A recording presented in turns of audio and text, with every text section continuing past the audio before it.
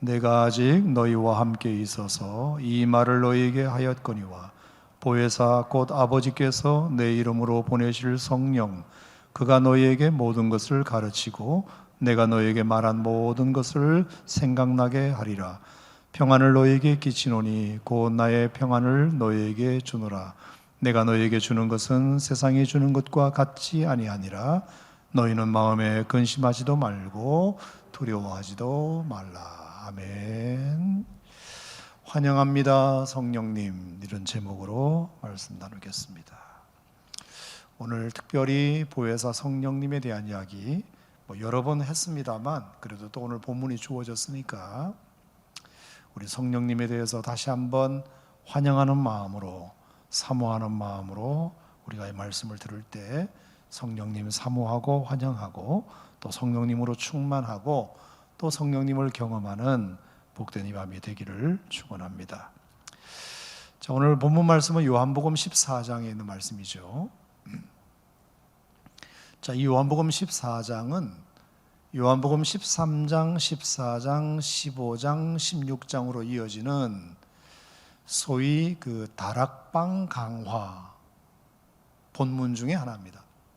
다락방, 그래서 예수님께서 최후의 만찬을 제자들과 함께 하셨던 마가의 다락방으로 알려진 그 다락방에서 마지막 예수님께서 이 십자가를 지시고 고난을 당하기 전에 제자들을 불러놓고 여러 가지 말씀을 최후의 설교로 하신 부분 중에 하나가 오늘 본문 말씀입니다.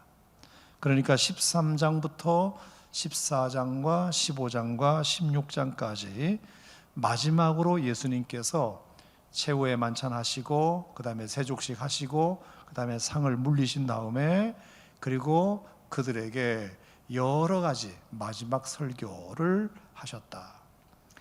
주옥 같은 예수님의 수많은 말씀들이 다 중요하지만 사람도 마지막 남기는 유언이 중요하듯이 예수님께서 제자들에게 떠나기 전에 하셨던 이 말씀이 얼마나 중요하겠습니까? 꼭 여러분들이 무슨 말씀을 하셨는지 13장, 14장, 15장, 16장을 여러분이 꼭 개인적으로 한번 읽어보실 수 있기를 바랍니다.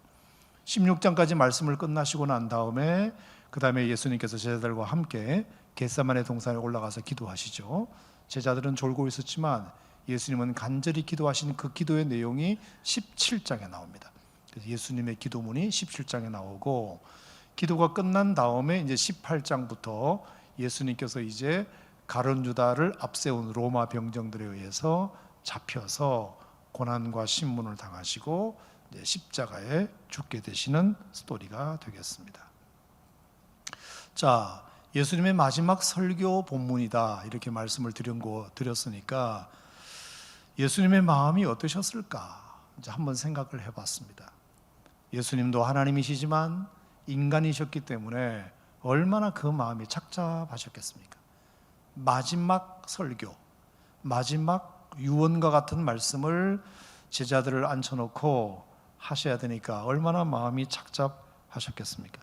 자, 13장 1절을 우리가 잠깐 보면 그 마음이 좀 느껴지는데, 자, 13장 이제 다락방 강화가 시작되는 첫 장을 보면 이렇게 되어 있어요. 시작. 6월절 전에 예수께서 자기가 세상을 떠나 아버지께로 돌아가실 때가 이른 줄 아시고, 이렇게 시작합니다. 그죠?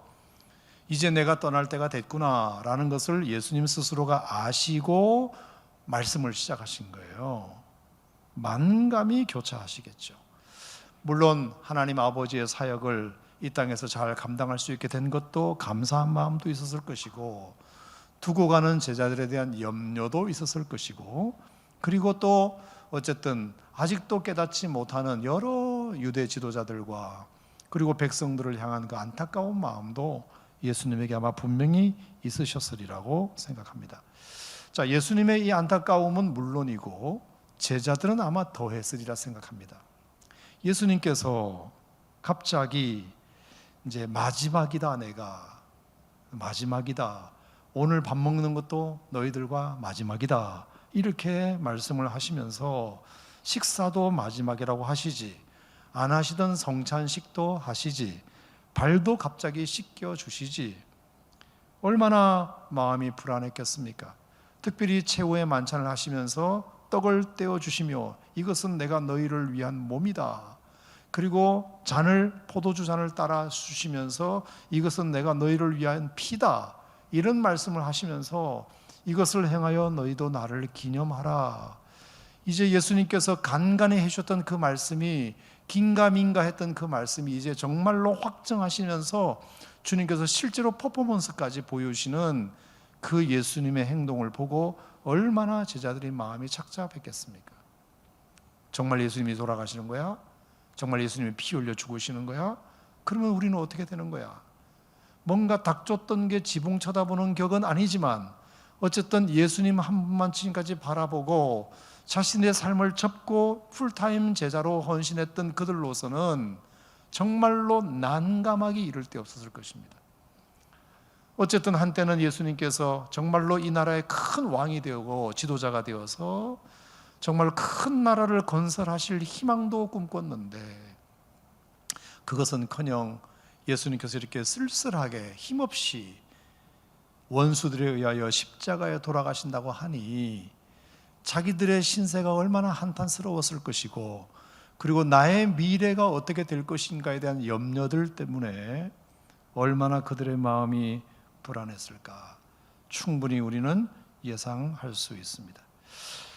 그래서 그런지 말입니다. 요한복음 14장, 15장 이렇게 보면은 제자들이 말이 많아집니다.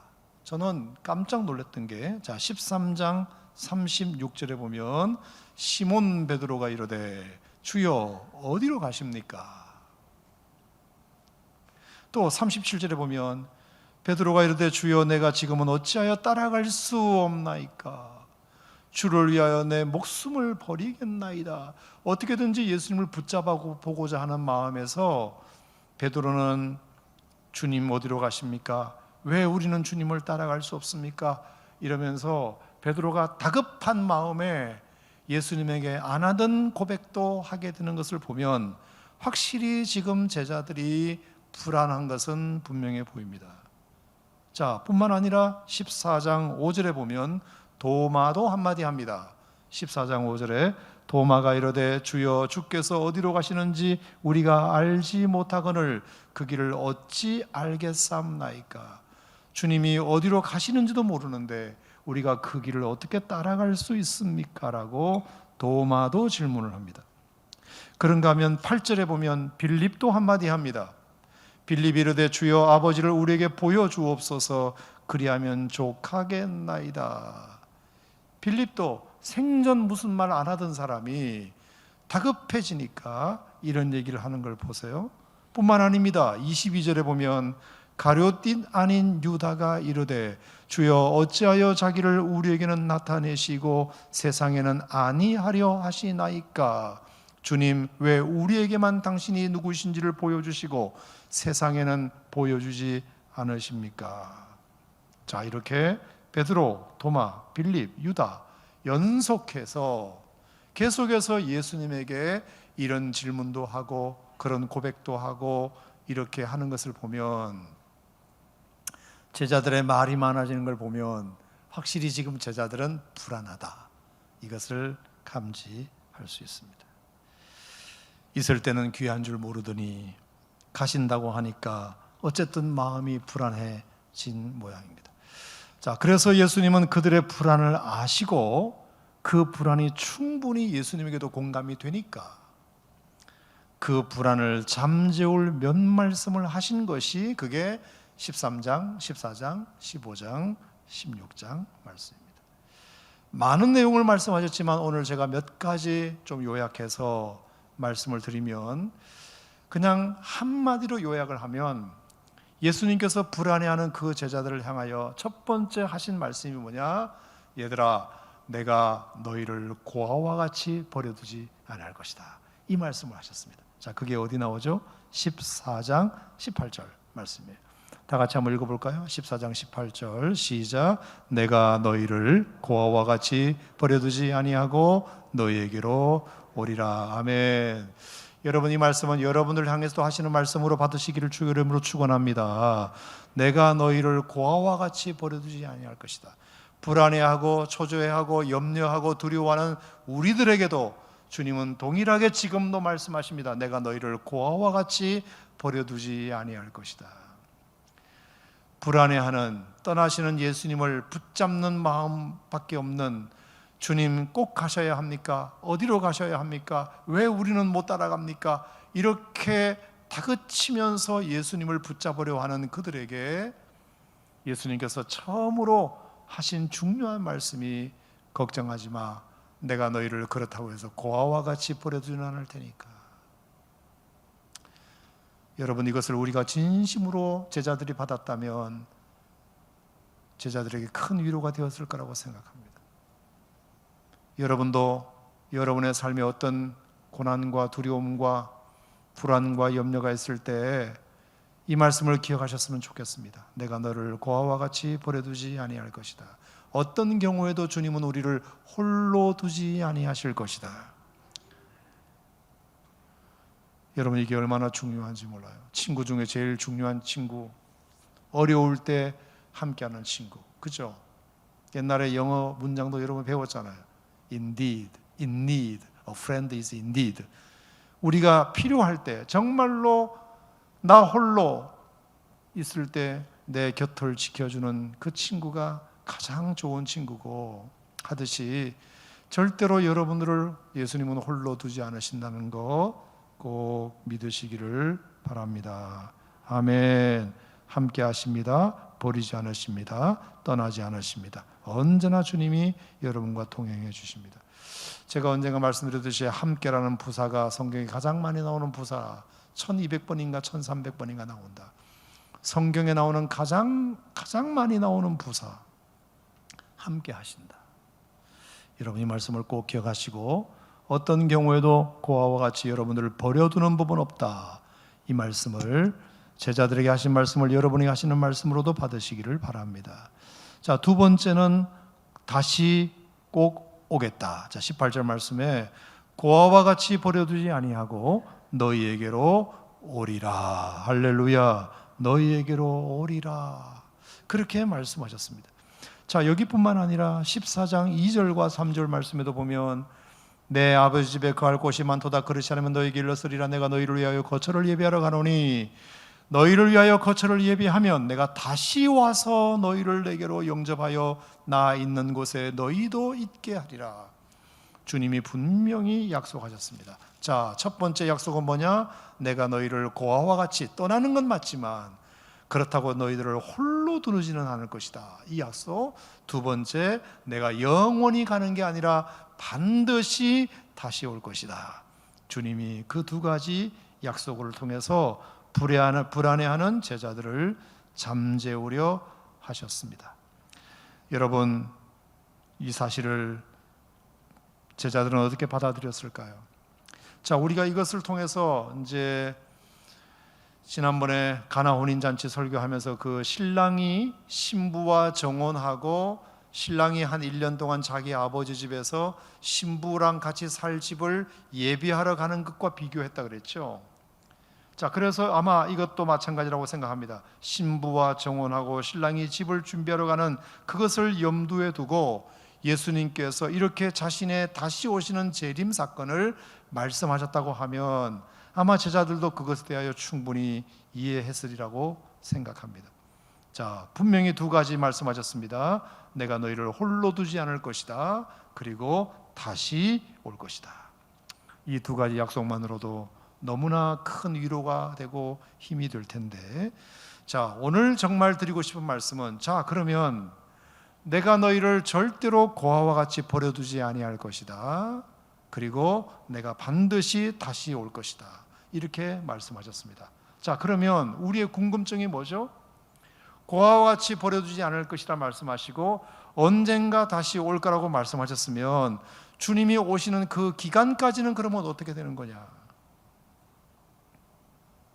그게 오늘 주님이 우리에게 말씀하신 성령을 내가 보낸다. 이제 이 말씀을 하신 것입니다. 자, 16절 말씀 같이 읽어볼까요? 시작. 내가 아버지께 구하겠으니 그가 또 다른 보혜사를 너희에게 주사 영원토록 너희와 함께 있게 하리니. 성령님을 보내해 주시겠다. 보혜사를 보내주시겠다. 내가 분명히 너희를 고아와 같이 버려두지 않겠다고 약속했지. 그리고 내가 언젠가는 다시 올 거야. 그리고 그 기간 동안 너희들과 함께 있어줄 분이 계신데 그분이 바로 성령님이시고 보혜사이시다. 자, 여기 보혜사이시다.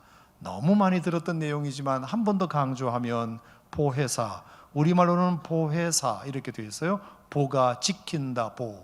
해는 혜택을 준다. 그리고 사는 스승사자. 그래서 보호해 주시고 혜택 주시고 가르쳐 주시는 분이시다. 우리는 이렇게 해석을 했습니다만 원래 헬라어는 파라클레토스예요. 파라 하면 곁으로, 클레토스 하면 칼레오의 수동태로, 칼레오는 부르다 이런 뜻이거든요. 클레토스 하면 부름받은 사람 이런 뜻이에요.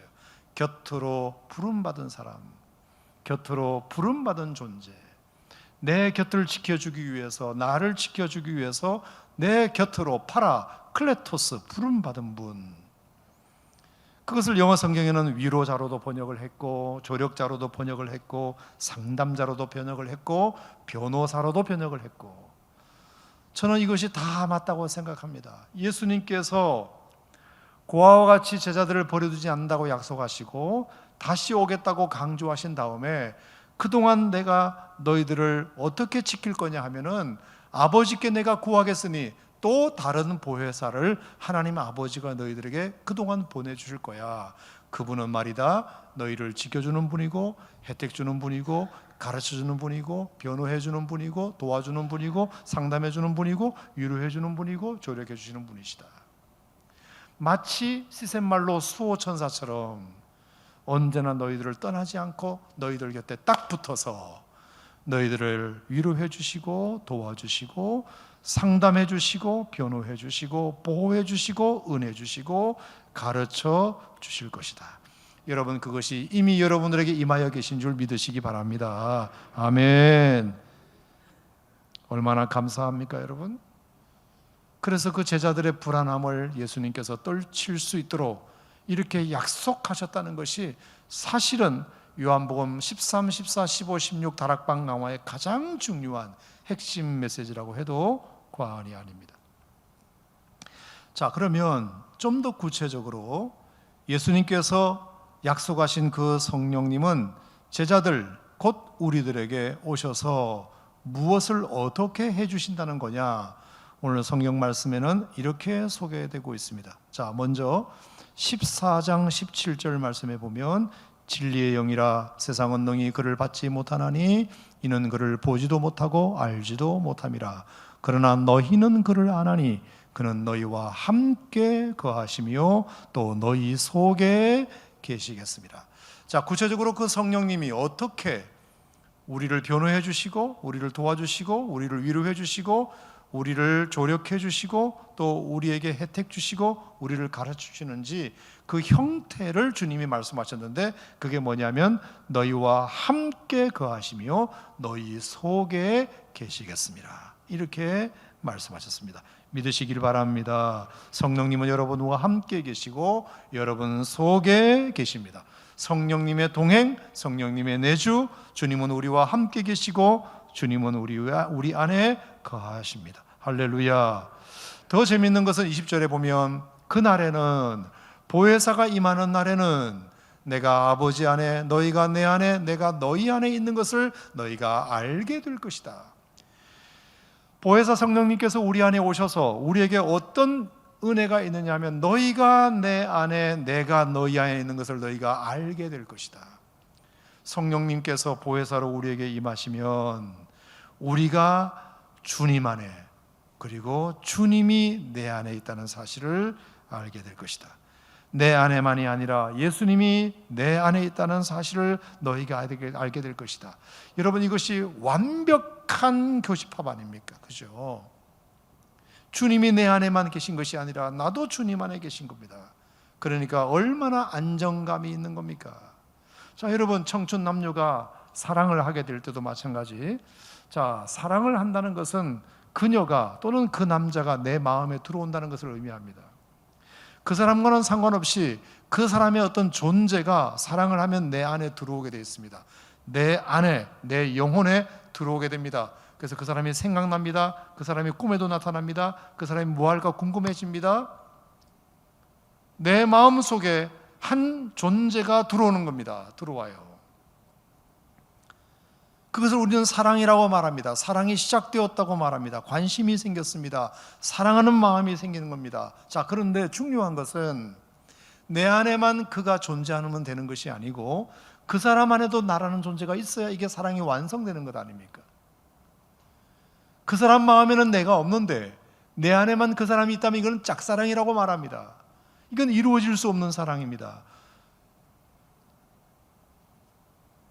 주님이 내 안에 계신 것뿐만 아니라 주님 안에 내가 있다. 너희가 내 안에, 내가 너희 안에 있는 것을 너희가 알게 될 것이다.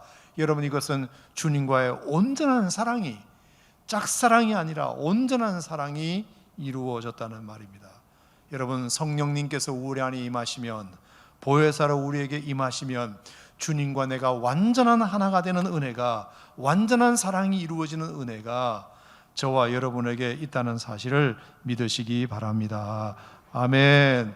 그래서 절대로 이제는 주님이 우리를 떠나지 아니하시고 버리지 아니하시고 우리와 동행하시고, 내 안에도 계시지만 주님 안에 나도 있기 때문에, 내 안에도 주님이 계시지만 주님 안에 나도 있기 때문에 보혜사 성령님이 우리 계시는 혜택이 그거니까 그것에 대한 안정감이 있다는 겁니다. 안정감. 그래, 절대로 주님은 나를 잊지 않으셨어. 왜? 주님 안에도 내가 있을 테니까. 나도 주님을 기억하고 있지만 주님도 나를 기억하고 계셔.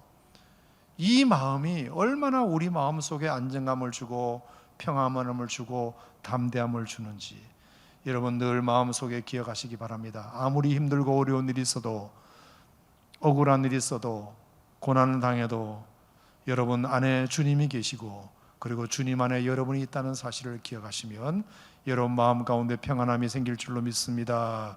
말로만 듣지 말고 진리로 들으시기를 주 이름으로 축원합니다. 할렐루야. 두 번째, 성령님 보혜사께서 우리와 어떻게 구체적으로 관계하시느냐. 첫 번째는 주님이 내 안에 계시고 내가 주님 안에 있음을 확실하게 알려주신다. 그래서 우리에게 안정감을 주신다는 것이 첫 번째고, 두 번째는 오늘 본문 말씀 함께 보실까요? 26절입니다. 26절 시작. 보혜사 곧 아버지께서 내 이름으로 보내실 성령, 그가 너희에게 모든 것을 가르치고 내가 너희에게 말한 모든 것을 생각나게 하리라. 따라합시다. 가르치고 생각나게 하신다. 보혜사 성령님이 우리 안에 임하시면 우리에게 모든 것을 가르쳐 주시고, 성령님, 그가 우리에게 모든 것을 가르쳐 주시고, 그리고 내가 너에게 말한 모든 것, 예수님이 우리에게 하셨던 모든 말씀이 생각나게 해 주실 것이다. 여러분, 이건 정말로 큰 은혜예요. 큰 은혜. 우리는 지혜롭지 못하고 우둔할 때가 많아요. 배운 것이 많아도 다 우리가 대학 나왔지만, 대학원까지 나왔지만 우리가 얼마나 어리석고 우둔할 때가 한두 번입니까? 삶의 여러 가지 갈래길에서 무엇이 옳고 그른지를 판단하는 능력이 우리에게는 여전히 부족하고, 무엇이 더 옳고 그른지를 판단하는 능력이 부족하고, 무엇이 더 좋고 나쁜지를 판단하는 능력이 부족하고, 무엇이 더 중요하고 덜 중요한지, 무엇이 더 급하고 덜 급한지를 구분해내는 능력이 우리에게는 부족합니다. 그래서 실수할 때가 많아요. 후회할 때가 많아요. 나에게 무엇이 더 중요한지를 알았다면 내가 이런 인생을 안 살았을 텐데, 덜 중요한 것을 더 중요한 것처럼 착각하고 선택했다가 여러분 넘어지고 실패할 때가 얼마나 많습니까? 후회할 때가 얼마나 많아요. 무엇이 더 급하고 무엇이 덜 급한지를 구분하는 능력이 없기 때문에 급한 것을 해야 되는데 덜 급한 것부터 하느라고 낭패를 보는 일이 얼마나 많습니까? 무엇이 옳고 그른지를 구분하는 능력이 없어서 옳은 것이 그런 것을 옳은 것이라고 생각하고 함부로 덤볐다가 옳게 사는 것을 놓쳐버린 경우가 얼마나 많이 있습니까? 여러분, 오늘 우리가 점심을 짜장면을 먹을까 짬뽕을 먹을까 그건 중요하지 않습니다. 그건 어떤 선택을 해도 상관없습니다. 하지만 우리 인생에 정말 어떤 선택이 10년을 좌우하는 것이 아니라 어떤 선택이 평생을 좌우하는 선택도 있습니다. 그럴 때 무엇이 옳고 무엇이 복되고 무엇이 중요한 것을 누군가 가르쳐주면 참 좋을 텐데 나에게는 그런 능력이 없고 내가 배운 지식으로도 그것을 판단할 수 없고, 여러분, 그랬을 때 보혜사 성령께서 오늘 분명히 그렇게 말씀하셨어요. 그가 너희에게 모든 것을 가르치고. 여러분, 이 능력이, 이 은혜가 여러분에게 있기를 축복합니다. 저도 그런 기도가 필요하고 여러분들에게도 그런 기도가 필요하잖아요. 주님, 저에게는 지혜가 부족합니다. 하지만 지혜가 부족할 때 후회 주시고 꾸짖지 아니하시는 하나님께 구하면 넉넉하게 주시다고 말씀하셨으니까 성령님, 저에게 가르쳐 주세요. 무엇이 옳고 그른지를 분별할 수 있는 지혜를 주세요. 무엇을 붙잡아야 되고 무엇을 놔야 되는지를 가르쳐 주세요. 어떤 길을 가야 되는지 가르쳐 주세요. 무엇이 중요한지를 가르쳐 주세요. 무엇이 더 좋은 것인지를 가르쳐 주세요. 일시적인 것이 아니라 무엇이 더 영원한 것인지를 가르쳐 주세요. 우리가 가르침 받아야 할 것이 어디 얼마나 많습니까? 수학 공식 하나, 영어 단어 하나 덜 배워도 좋지만 우리의 삶의 중요한 삶의 공식들은 우리가 알아야 두어야 되는데 우리가 가지고 있는 지식과 배움으로는 부족할 때가 많이 있으니 우리에게는 이런 보혜사 성령님의 가르침이 너무나 필요할 때가 많다. 동의하시면 아멘. 네. 따라합시다. 주여, 나에게 가르쳐 주시옵소서. 아멘. 더 중요한 것, 더 좋은 것, 더 유익한 것, 보혜사 성령님이 우리와 함께 거하시고 우리 안에 거하시는 것뿐만 아니라 우리에게 좋은 길을 가르쳐 주신다. 가르쳐 주신다. 여러분, 그것을 꼭 여러분이 경험하셨으면 좋겠어요. 실제로 우리가 기도하면 그런 지혜가 떠오를 때가 있잖아요. 그죠? 새벽 기도하다가 떠오르기도 하고 밤 기도하다가 떠오르기도 하고 말씀을 읽다가 떠오기도 하고 어떻게 해야 될지 결정을 하지 못하고 있을 때 어느 순간 하나님께서 섬광처럼 길을 보여주시고 무엇이 중요한지를 딱 붙들게 해주셔서 그 줄기를 잡게 하실 때가 있어요. 여러분, 그런 은혜는 정말 하나님께서 우리에게 주시는 은혜인 줄로 믿으시고, 그래서 확실히 저는 믿습니다. 예수 믿는 사람들이 그렇지 못한 사람보다 더 지혜롭게 살 가능성이 많은 게 뭐냐?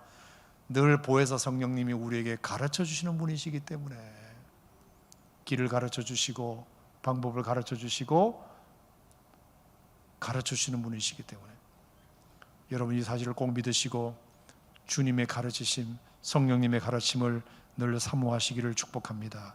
설교를 듣다가 예배를 보다가도 여러분 그런 가르침이 올 수도 있고요.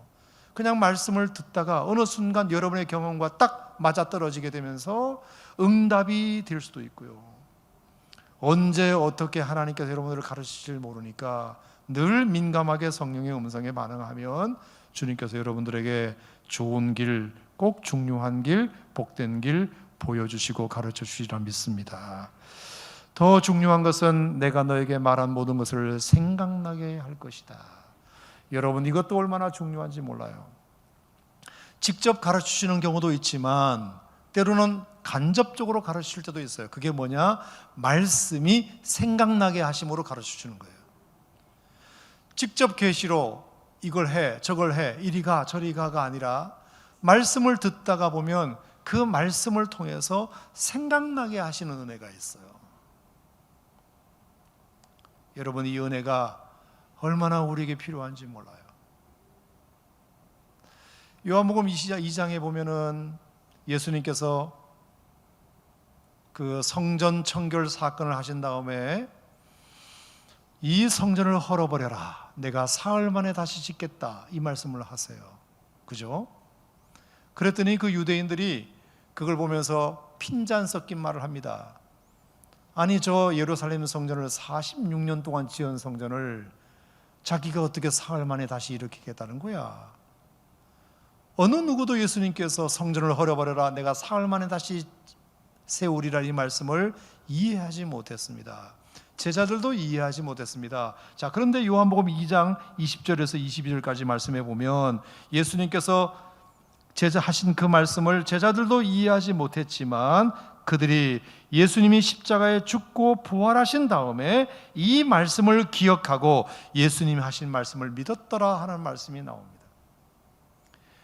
그러니까 그때는 그 말씀이 무슨 말씀인지 몰랐지만 예수님께서 십자가에 죽으시고 부활하신 다음에 예수님께서 3년 전에 우리들에게 하셨던 그 말씀이 바로 이 말씀이었구나, 성전된 자기 육체를 가리키는 말씀이었구나 하는 것이 뒤늦게 생각나서 아하, 그 말씀이 이 말씀이었구나 하는 것을 깨닫게 됩니다.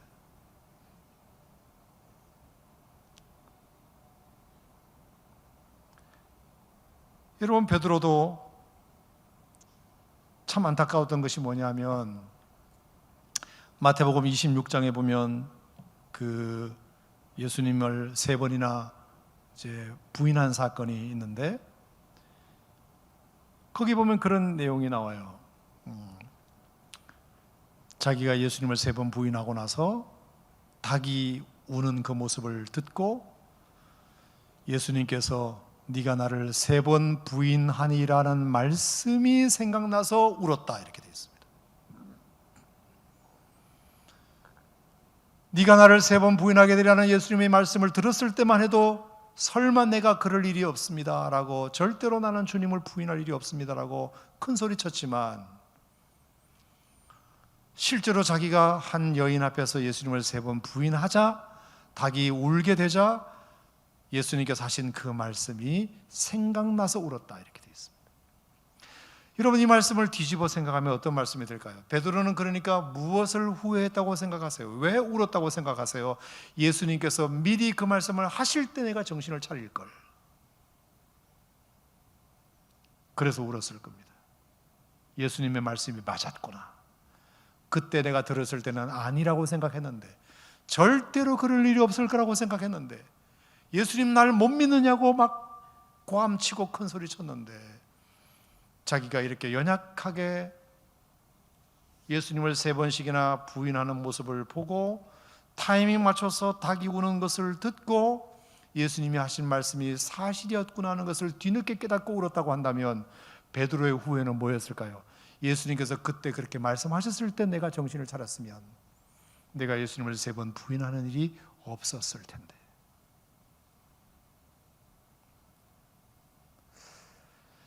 예수님의 말씀이 생각나는 것이 얼마나 우리의 실수를 줄이는 일인지 몰라요.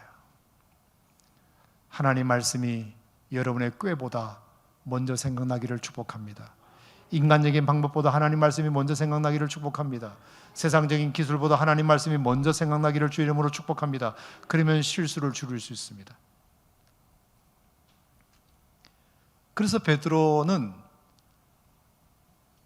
베드로후서 3장에 보면 아마 그래서인지 이런 설교를 합니다. 사랑하는 자들아, 내가 이제 이 둘째 편지를 너희에게 쓰노니 이 두 편지로 너희의 진실한 마음을 일깨워 생각나게 하여 곧 거룩한 선자들의 예언한 말씀과 주 되신 구주께서 너희의 사도들로 말미암아 명하신 것을 기억하게 하려 하노라, 이렇게 말씀하셨어요.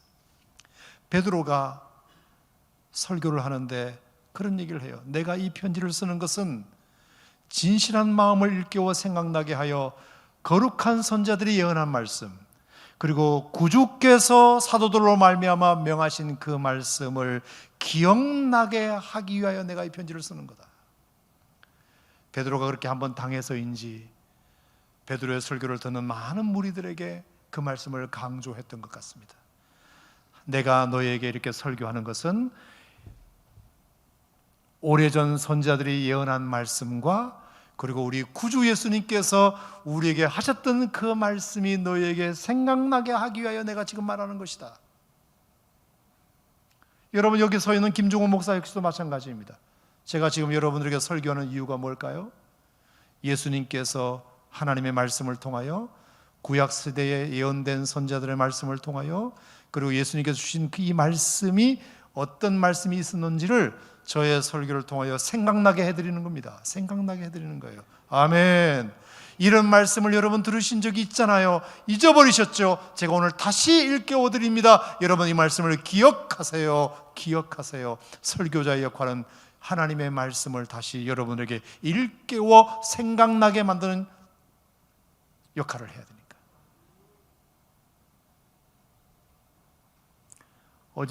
그제 수요예배 때 골동에서 수요예배를 드렸는데, 평소에 수요예배는 약간 변화가 있다는 것을 제가 감지했어요. 성도님들이 다 앞에 앉으셨어요. 앞에. 그래서 오늘 앞에들 많이 앉으셨네. 평소에는 뒤에들 많이 앉으시더니, 그랬는데 한 집사님이 예배 끝나고 나오시더니, 목사님 오늘 저 앞에 앉았어요. 목사님 주보에 쓰신 글이 생각나서요. 이렇게. 감동했습니다. 마음에 감사함이 들었습니다. 그냥 농담반 진담반으로 제가 2주 동안 칼럼에 썼지만 그 말씀이 그분에게는 뭔가 꽂힌 말씀이 됐나 봐요. 그러니까 웬일인지 오늘 이상하게 수요예배 때 앞에들 많이 앉으셨길래 궁금했었는데 그분이 그렇게 말씀하시고 가시더라고요. 여러분, 하나님 말씀이 생각나기를 축복합니다. 좋은 말씀은 늘 기억나기를 축복합니다. 아멘입니까 여러분? 설교하는 것도 다시 말씀드리지만 저의 주장을 들으라는 것이 아니라, 오늘 하나님 말씀에 이런 말씀이 쓰여져 있으니 여러분 읽고도 잊어버리셨죠? 오늘 제가 다시 한번 여러분에게 읽어드리니 이 말씀이 여러분의 삶에 다시 생각나기를 축복합니다. 그게 설교자의 역할 아니겠어요? 그죠? 보혜사 성령님은 우리 가운데 오셔서 무엇이 더 중요한 일인지, 무엇이 더 복된 것인지를 가르쳐 주시고, 직접 가르쳐 주시고, 아니면 하나님 말씀을 통해서 주님이 어떤 말씀을 하셨는지를 잊어버리고 덮어두고 살던 나에게 다시 한 번 더 일깨워 생각나게 해주시는 은혜가 있다. 그래서 다시 한 번 정신을 차리고, 그래, 내가 주님이 말씀하신 길로 가야지, 넓은 길보다 좁은 길로 가야지, 세상적인 길보다 복된 길로 가야지, 우리가 그렇게 결심하고 다시 다짐하게 되는 은혜를 하나님께서 성령님을 통해서 주신다. 아멘. 여러분, 이 말씀을 믿으시기를 바랍니다. 자, 그리고 세 번째, 보혜사 성령님이, 예수님이 우리에게 보내주셔서 하시는 역할이 뭐냐? 27절 말씀이죠. 같이 읽겠습니다. 시작. 평안을 너에게 끼치노니 곧 나의 평안을 너에게 주노라. 내가 너에게 주는 것은 세상이 주는 것과 같지 아니하니라. 너희는 마음에 뭐도 하지 말고 근심도 말고 뭐도 말라 두려워하지도 말라. 여러분, 여기 굉장히 재미있는 말이 나와요. 자, 평안을 너에게 끼치노니 곧 나의 평안을 너에게 주노라, 이렇게 말씀하셨어요. 그냥 평안이 아니라 내 평안을 너에게 주노라 말씀하셨어요. 이게 오늘 본문 말씀의 핵심이에요. 주님은 우리에게 평안을 주시는데 예수님 당신의 평안을 주시겠다고 말씀하셨어요. 나의 평안을, 내가 경험하고 누렸던 평안을 너에게 주노라. 그것이 보혜사 성령님이 하시는 중요한 또 하나의 역할이다. 자, 여러분 한번 물어보겠습니다. 우리의 평안이 아니라 예수님의 평안은 어떤 평안일 것 같습니까? 일시적일까요? 영원할까요? 영원하겠죠. 외적인 것일까요? 내적인 것일까요? 내적인 것이겠죠. 불안한 평안일까요? 완전한 평안일까요? 완전한 평안이겠죠. 육체적인 편안일까요? 영혼의 평안일까요? 영혼의 평안이죠. 예수님이 분명히 그런 평안을 누리셨으리라 생각하고, 예수님 당신이 누렸던 그 놀라운 평안, 예수님만이 누릴 수 있었던 그 평안을 예수님께서 보혜사 성령님을 통하여 내가 이제 너희에게도 주겠다, 이렇게 약속하신 것이에요. 이게 얼마나 기가 막힌 약속인지 여러분 몰라요. 자, 그러면 우리의 궁금증은 뭐냐? 예수님께서 누렸던 평안은 어떤 평안일까? 여러분 생각해 보세요. 어떤 평안일까요? 그 완벽한 평안, 그 영원한 평안, 내적인 평안, 그 평안은 어떤 평안일까? 어떻게 해서 그런 평안이 주님에게 있었을까? 저는 예수님의 평안을 이렇게 묵상하다가 몇 가지로 한번 정리를 해봤습니다. 첫 번째, 예수님이 누리셨던 예수님 자신의 평안은 하나님을 아버지로 부르고 하나님을 아버지로 모심으로 말미암아 누렸던 평안이 아닐까, 그런 생각을 합니다. 하나님이 내 아버지시다, 내 아버지는 하나님이시다, 이 분명한 사실이 예수님에게 놀라운 평안을 주셨다고 생각하는데 동의하시면 아멘 하시기 바랍니다. 그래서 예수님은 그 아버지 하나님만 생각하면 마음의 평안을 갖게 되는 겁니다. 아버지 하나님이 내 아버지라는 생각만 해도 내 마음이 평안한 겁니다. 왜? 그 아버지는 보통 아버지가 아니시니까요. 천지를 창조하신 전능하신 하나님이시고 지금도 세상과 만물을 다스리시는 울트라 파워 하나님이시니까, 아버지시니까 그 하나님이 내 아버지라는 것을 믿음으로 말미암아 누리는 평안. 여러분, 이게 보통 평안이냐? 보통 평안이냐? 그래서 예수님은 그 아버지를 아바 아버지라고 부르셨어요. 아바라는 말은 제가 중학교 3학년 때까지만 해도 몰랐습니다. 강성찬 목사님이 주일 설교 때 가르치셨습니다. 이 말은 아빠라는 뜻이라고 배웠습니다. 여러분, 어린아이가 아버님 이렇게 하지 않고 아빠라고 부르는 데는 어떤 역동이 거기에 있었기 때문이라고 생각하세요? 어떤 역동이? 첫 번째는 친하다. 그죠? 친하다. 친하지 않으면 아빠가 안 나옵니다. 아빠가 안 나와요. 그리고 또 하나는 어린아이가 아빠를 아빠라고 부르는, 아버님 이렇게 하지 않고 아빠라고 부르는 데는 끈끈한 친함도 전제하는 것이고, 또 하나는 아빠를 절대자로 생각하기 때문에 그렇게 부르는 거예요. 우리 아빠는 뭐든지 다 할 수 있어. 그래서 어릴 때 아빠 부르는 거예요. 근데 어른 되면 안 불러요. 지금 저기 집사님들 아빠 그러시나요? 아니죠. 지금은 다 아버지 그러잖아요. 아버님 그러고. 그 아빠의 마음에는, 아빠라고 부르는 호칭에는 친근함도 있고요, 그리고 대단한 능력자라는 믿음이 있기 때문에 아빠라고 부르는 거예요. 그래서 아이들은 평안해요. 거기서 평안해요. 실제로 제가 우크라이나 전쟁 뉴스를 한참 보던 중에 굉장히 재밌는 장면을 하나 봤어요. 자, 우크라이나 전쟁 때문에 지금 온 아빠들이 다 짐 싸가지고 아이들 업고, 그리고 이렇게 뭐 안고 이렇게 해서 피난길을 한참 많이 갔잖아요. 어른들 인상을 제가 봤는데 웃는 사람이 단 한 사람도 없어요. 어른들 중에서는. 당연하죠. 지금 피난길에 들어섰는데 어느 어른이 피난을 가면서 웃는 사람이 있나요? 그런데 놀라운 장면을 몇 뉴스에서 본 게 뭐냐, 그 아빠에게 안겨있고 엎혀있고 손잡혀 있는 아이들은 웃는 아이들을 봤어요. 제가 놀라운 발견이었어요. 여러분, 이건 무슨 의미일까요? 지금 전쟁통에 푸틴이 그냥 미사일을 계속 쏘는 통에 집도 잃고 직장도 잃고 지금 온 가재 도구를 싸서 지금 멀리 피난길을 가고 언제 돌아올지도 모르는 이 불안과 이 초조와 이 염려 때문에 어른들은 지금 수심이 가득한데 왜 아이들에게는 웃는 모습이 간간히 보였을까? 여러분, 이유는 뭐라고 생각하세요? 전쟁의 두려움이 없어서일까? 그 아이들에게는 이런 그 공포스러운 포탄 소리가 안 들려서일까? 아무리 전쟁이 무서워도 푸틴보다 우리 아빠가 더 세다는 믿음이 있었기 때문입니다. 아빠가 옆에 있으니까.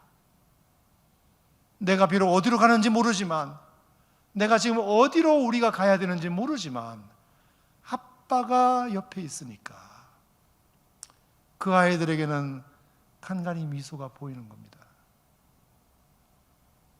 그래서 아빠는 아이들에게 평안을 이루는 필요 충분 조건입니다.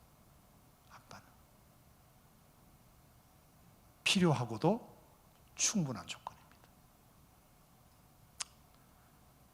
여러분, 그 아빠가 여러분의 아빠이신 줄로 믿으시기 바랍니다. 왜? 로마서 8장에 분명히 말씀하셨거든요. 하나님께서 우리에게 양자의 영을 주셨으므로 말미암아 우리에게도 아바 아버지라 부를 수 있는 특권을 주셨으니까요. 여러분, 푸틴이 그렇게 포탄을 쏘아대도 푸틴과는 한참 비교되는 연약한 아빠만 내 곁에 있어도 아이의 미소가 떠나지 않거늘, 여러분 세상 짐이 아무리 무거워도, 여러분 세상의 고난이 아무리 거세다 하더라도 세상의 고난보다 훨씬 더 강력한 울트라 파워를 가지신 하나님 아버지가 여러분의 아빠시라면 여러분의 입술에도 미소가 떠나지 말아야 한다고 생각하는데, 동의하시면 아멘 하시기 바랍니다. 제가 늘 드렸던 비유, 동물원에 아이가 아빠랑 놀러 갔는데 기린도 보고 사슴도 보고 원숭이도 보고 너무 재밌었어요. 아빠가 솜사탕도 사줘가지고 너무 맛있었어요. 세상에 그렇게 행복할 수가 없어요. 사람들이 너무 많이 왔어요. 그러다가 순간적으로 내가 기린 보고 사슴 보느라고 아빠 손을 놓쳐버렸어요. 나중에 깨달았어요. 기린의 눈이 팔려가지고 아빠가 내 손과 떨어졌다는 사실을 몰랐어요. 정신 차리고 돌아가 보니까 아빠가 내 손에서 떨어져 있어요. 사람들은 너무 많아가지고 키 작은 아이가 아빠를 찾아낼 수가 없었어요. 자, 그때 아이의 반응은, 정상적인 반응이 뭐냐? 기린이 워낙 재밌으니까 계속 기린 구경을 한다, 사슴 구경한다, 사자 구경을 한다. 그런 정신 나간 아이가 어디 있습니까? 그때부터 동물원 구경은 하나도 재미없어지고, 그때부터 아빠 하면서 부르는 것이 그 아이의 최우선 과제가 될 수밖에 없어요. 솜사탕도 맛이 없어요. 기린 구경도 재미가 없어요. 왜? 그 모든 것들이 다 나에게 즐거움을 주는 요소이긴 하지만 아빠가 있어야 그 모든 것들이 다 의미가 있으므로, 아빠 없는 동물원 구경은, 아빠 없는 솜사탕은 하나 재미없고 하나 맛이 없는 것이므로, 여러분, 그래서 그 아이가 아빠를 찾았다고 하면 눈물 뚝 그치고 다시 입가에 미소가 띄는 이유는, 아빠는 아이에게는 필요 충분 조건이거든요. 모든 조건이 다 갖춰져서도 아빠가 빠지면 완성되지 않는 거거든요. 예수님께서 나의 평안을 너에게 준다고 말씀하실 때 그 내 평안이 뭘까? 그것은 확실하게 예수님이라는 하나님이 아빠셨기 때문에, 그 믿음이 있었기 때문에, 어떤 고난이 있고 어떤 십자가 유혹이 있고 어떤 좌절과 억울함이 있어도 주님께서는 그 평안을 뺏기지 않으셨다. 이 평안을 내가 너희들에게도 줄게. 할렐루야. 여러분, 이 평안을 받으시기를 주의 이름으로 축원합니다. 축원합니다. 또 하나 생각해 봤어요. 주님이 내 평안이라고 말씀하신 그 평안의 정체는 뭘까? 그것은 하나님의 말씀에 어김없이 예수님이 순종함으로 누린 평안이에요. 하나님 아버지의 말씀이라면 예수님은 단 하나도 불순종한 것이 없어요. 맞죠? 예수님 말씀은, 하나님 아버지의 말씀은 예수님은 철두철미하게 지키셨어요. 그래서 십자가에서 가상칠언 중에 빠뜨리지 않고 하신 말씀이 뭐냐? 다 이루었다예요. 이 말은 다 순종했다는 뜻이에요. 내가 하나님 아버지의 말씀만큼은, 내가 여전히 전도하지 못한 사람도 많고, 여전히 내가 병 고치지 못한 사람도 많고, 내가 여전히 회개시키지 못한 사람도 많고, 내가 여전히 전도하지 못한 고장도 많고, 내가 여전히 가보지 못한 마을도 많지만, 내가 하나 확실하게 한 것 하나는 있다. 그게 하나님 아버지께서 내게 명하신 것은 다 이루었다. 아멘. 아멘. 그분이 하신 일을 내가 다 했다. 그분이 명령하신 일을 내가 다 했다. 그러니까 아버지 앞에서 너무 평안한 겁니다. 제가 떳떳한 겁니다. 여러분, 학생이요, 선생님 앞에 자꾸 얼굴 보이려고 하는 학생이 있는가 하면요, 선생님 얼굴을 피하려고 하는 학생이 있어요. 그 차이는 뭘까요? 뭔가 선생님에게 칭찬 들을 일을 한 아이들은 선생님의 얼굴을 보이려고 합니다. 선생님 나 좀 알아주세요, 나 좀 봐주세요, 이거잖아요. 근데 숙제를 안 해왔거나 뭔가 지금 걸리는, 캥기는 게 있거나 이러면 선생님을 슬슬 피합니다. 편안하지 못합니다. 선생님과의 관계가 편안하지 못해요. 불안합니다. 가급적이면 안 보려고 합니다. 저기 보면 도망갑니다. 선생님 말씀에 어긋난 행동을 했기 때문입니다. 왜 예수님께서 그 평안을 끝까지 유지할 수 있었을까? 하나님 말씀에 전적으로 순종했기 때문에 하나님 앞에서 걸리는 게 없는 겁니다. 마음에. 그러니까 평안한 겁니다. 무엇을 해도 당당한 겁니다. 당당한 겁니다. 그래서 죄 짓지 말고 살아야 합니다. 하나님 말씀에 순종하며 살아야 합니다. 여러분, 그것이 평안을 유지하는 방법인 줄 믿으시기 바랍니다.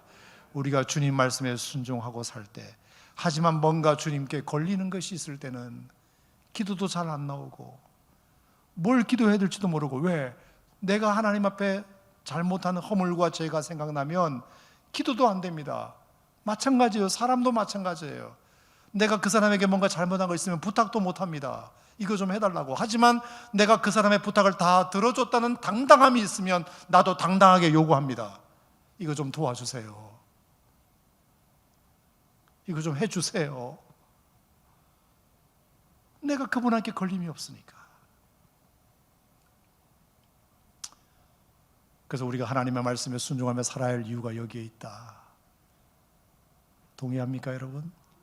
아멘입니까? 또 하나 예수님께서 누리는 평안, 어떻게 해서 이 평안을 누릴 수 있을까? 기도해서, 시시때때로 하나님 앞에 기도해서 평안을 누리셨습니다. 일례를 들어서 겟세마네 동산에서 예수님께서 기도하셨는데요, 예수님께서 3년 공생애 동안 가장 많은 억울함과 가장 많은 힘듦과 가장 큰 고통은 예수님께서 빌라도에게 신문 받으시고 십자가에 죽기까지 그 시간이었을 거라고 생각합니다. 새벽 6시부터 오후 3시까지 가룟 유다로부터 가증한 입맞춤을 받은 이후에 끌려가시고 신문 받으시고 이리저리 고난 받으시고 채찍 맞으시고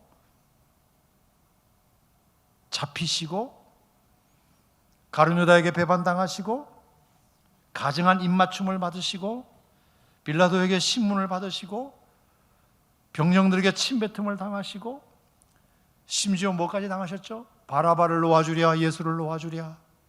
세상의 유월절 날 죄수 하나를 풀어주는 전례를 따라서 빌라도가 어떻게든지 예수를 풀어줘 보려고 바라바라는 흉측한 죄인을 딱 갖다 놓고 바라바를 놓아주랴, 예수를 놓아주라 했을 때, 사람들이 모두가 다 바라바를 놓아주고 예수를 십자가에 못 박으라 했을 때 그 상한 자존심, 그 비교당하는 자존심, 절대로 예수님은 바라바와 비교할 수 없는 분이셨지만 바라바를 놓아주고 세상에 예수를 십자가에 못 박으라는 그 군중들의 얘기를 들었을 때 그 상한 자존심은 이루 말할 수가 없어요. 내가 비교당할 데가 없어서 저런 인간하고 비교를 당하다니, 내가 어떻게 바라바보다 더 못하다고 비교를 당하느냐. 여러분, 이 억울함과 분노는 당해보지 않은 여러분들은 잘 모릅니다. 잡히시고 배반당하시고 가정한 입맞춤을 당하시고 신문 당하시고 침뱉음을 당하시고 비교당하시고, 그리고 수도 없이 채찍을 맞으시고 조롱당하시고, 네가 하나님의 아들이거든 십자가에서 내려와 봐라, 그리고 너와 우리를 구원하라, 하나님의 아들인 것을 한번 증명해 보여라. 증명할 수 없어서가 아니라, 못해서가 아니라, 하지 않으시는 것에도 불구하고 그런 조롱과 멸시를 받으시는 그 예수님의 마음이 얼마나 힘드셨겠습니까? 그리고 결국에 십자가에 못 박혀 죽으시는 그 순간까지 정말 한 고통만 해도 우리에게는 감당할 수 없는 고통이오늘 이렇게 종합 세트로 주님께서 이런 고통을 당하셨을 때, 여러분 그 예수님의 의연한 태도를 여러분 아시잖아요. 그 과정 속에서도 예수님은 그 억울함을 누구에게 토로도 하지 않으시고 당당하게 그것을 맞으시고, 오히려 뭐라고 그러셨나요? 아버지여, 저들이 하는 것을 알지 못하오니 저들의 죄를 용서하여 주시옵소서, 이런 기도는 하시고, 한편 강도가 당신의 나라에 임할 때 나를 기억하소서라고 부탁했을 때 내 몸 하나도 지금 가누기 힘든데 누군가의 부탁도 거절하지 않으시고 뭐라고 말씀하셨다? 그래, 오늘 네가 나와 함께 낙원에 있으리라. 아버지여, 내 영혼을 아버지께 의탁하나이다. 여러분, 이런 일련의 예수님의 태도와 말씀들은 예수님의 마음속에 평안이 없으면 할 수 없는 일들 아닙니까? 그럼 어떻게 이 극한 고난의 하루 여정 속에서 예수님은 어떻게 이런 평안을 유지할 수 있을까? 바로 전날 밤에 겟세마네 기도였다.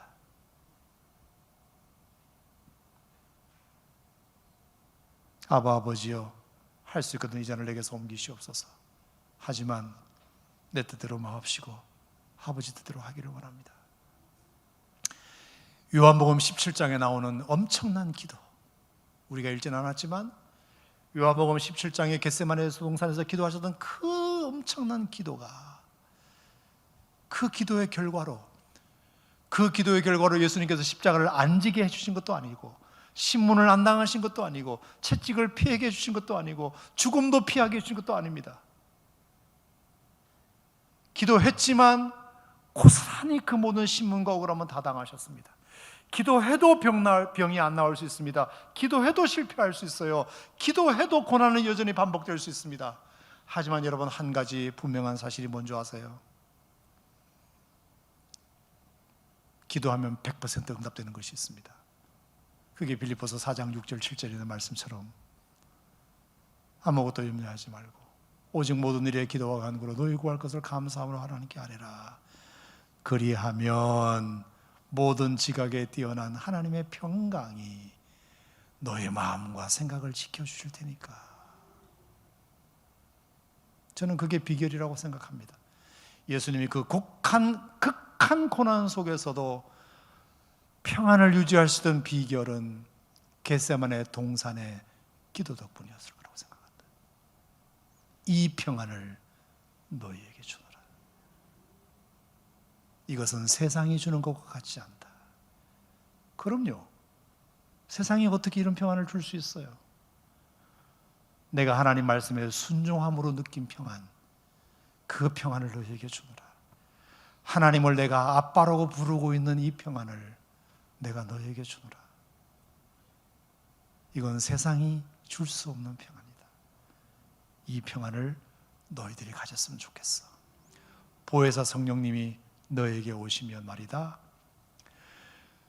너희 안에도 내가 있고 내 안에도 너희가 있게 될 것이고, 보혜사 성령님이 너에게 오시면 말이다, 성령님께서 너에게 모든 것을 가르쳐 줄 것이고, 내가 너에게 일러두었던 그 말씀을 생각나게 해줄 것이며, 어떤 고난과 어떤 아픔과 어떤 염려 가운데서도 내가 너희에게 평안을 줄 것이다. 그 성령님이 너에게 평안을 줄 테니까 그 평안을 꼭 너희들이 소유하기를 바란다. 주님이 최후의 만찬 하시고 마지막 다락방 강화에서 불안에 떨고 있는 제자들에게 이 말씀을 하신 겁니다. 내가 너희들을 고아와 같이 버려두지 않을 거야. 반드시 다시 올 거야. 그리고 보혜사 성령님을 너희들에게 보내가지고 너희와 함께 있게 할 거야. 뭔가 가르쳐 주실 거야. 생각나게 하실 거야. 그리고 그로 말미암아 너희가 평안을 얻게 될 거야. 그러니 두려워하지 마. 놀라지 마. 염려하지 마. 자, 오늘 이 말씀이 십자가 고난을 앞두고 있는 예수님을 보내야 하는 제자들에게만 필요한 말씀일까요? 아니면 이 시대를 살아가고 있는 여러분들에게도 동일하게 필요한 말씀일까요? 저는 여러분의 형편을 다 알지는 못하지만 여러분에게 평안이 필요하시다면 오늘 주님의 누렸었던 이 평안이 여러분에 있기를 바랍니다. 두려움과 불안 가운데, 암울한 미래 가운데 염려가 있으시다면 오늘 이 말씀을 믿고 주께서 여러분에게 주시는 평안으로 말미암아 세상을 이기시기를 주의 이름으로 축원합니다. 기도하겠습니다. 고마우신 하나님 아버지 감사드립니다. 오늘 주신 말씀 붙들고 보혜사 성령님, 그 성령께서 주시는 평안, 그 성령님이 주시는 위로, 그것이 나의 무기가 되기를 원합니다. 그래서 세상을 담대하게 싸워 이기는 주님의 용사들이 되기를 원합니다. 주여, 오늘 이 밤에 기도할 때 당신의 평안을 나에게 주시옵소서. 주시옵소서. 예수님 이름으로 기도하옵나이다. 아멘.